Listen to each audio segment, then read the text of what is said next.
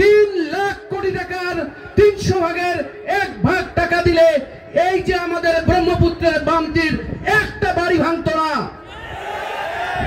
এই যে বাড়ি ভাঙে এটা কোনো প্রাকৃতিক কারণ নয়, এটি হচ্ছে রাষ্ট্রীয় ব্যর্থতা। ব্রহ্মপুত্র ছিল 5 থেকে 6 কিলোমিটার, এখন হচ্ছে 15 থেকে 17 কিলোমিটার। 10 থেকে 11 কিলোমিটার যে ব্রহ্মপুত্রে আমাদের বাপ দাদা 14 পুরুষের নিজেদের জমি চলে গেছে, সেগুলো উদ্ধার করতে হবে। আমার মায়েদের সেই জমি আমাদের উদ্ধার করতে হবে আগামী 5 বছরের মধ্যে।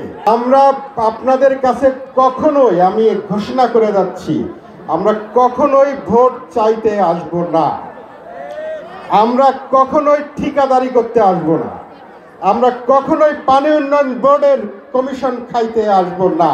আমরা চাইব রৌমারীর ভাঙ্গন রোধ করতে হবে, কারণ এই রৌমারী বাংলাদেশের সবচেয়ে গুরুত্বপূর্ণ এলাকা। এখানে আমার অনেক মুরব্বী আছেন। যখন সারা বাংলাদেশ 71 সালে পাক হানাদার বাহিনীর দ্বারা আক্রান্ত ছিল, তখন বাংলাদেশের মুক্তি বাহিনীকে কারা জায়গা দিয়েছে? রৌমারীবাসী জায়গা দিয়েছে। বাংলাদেশ সরকার রৌমারীর কাছে, রাজীবপুরের কাছে, চিলমারির কাছে, উলিপুরের কাছে ঋণী। আমরা 4টা দফার কথা বলতে চাই। 1 নম্বর দফা হচ্ছে, যেখানেই নদী ভাঙবে বাম তীরে, সঙ্গে সঙ্গে সেখানে এটা ব্লক ফেলে হোক, জিও ব্যাগ ফেলে হোক বন্ধ করতে হবে। আর 1 ইঞ্চি মাটি আমরা ভাঙতে দেব না নদীতে।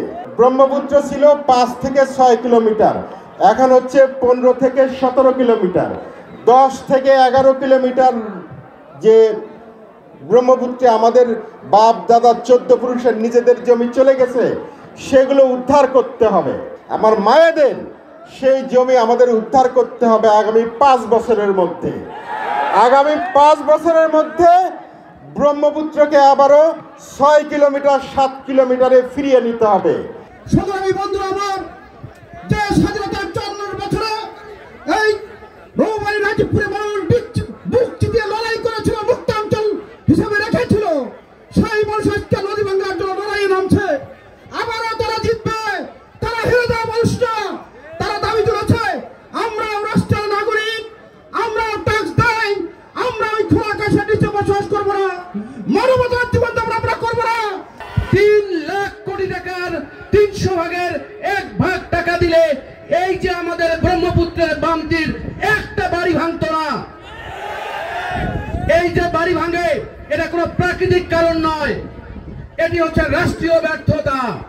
আমাদের মায়েরা দেখবেন গরিব সন্তানের সঙ্গে থাকতে চায়, আমাদের বাবারা দেখবেন গরিব মানুষের গরিব সন্তানটার জন্য তার আকুতিটা বেশি। এই রাষ্ট্র না হতে পেরেছে আমাদের মা, না হতে পেরেছে আমাদের বাবা।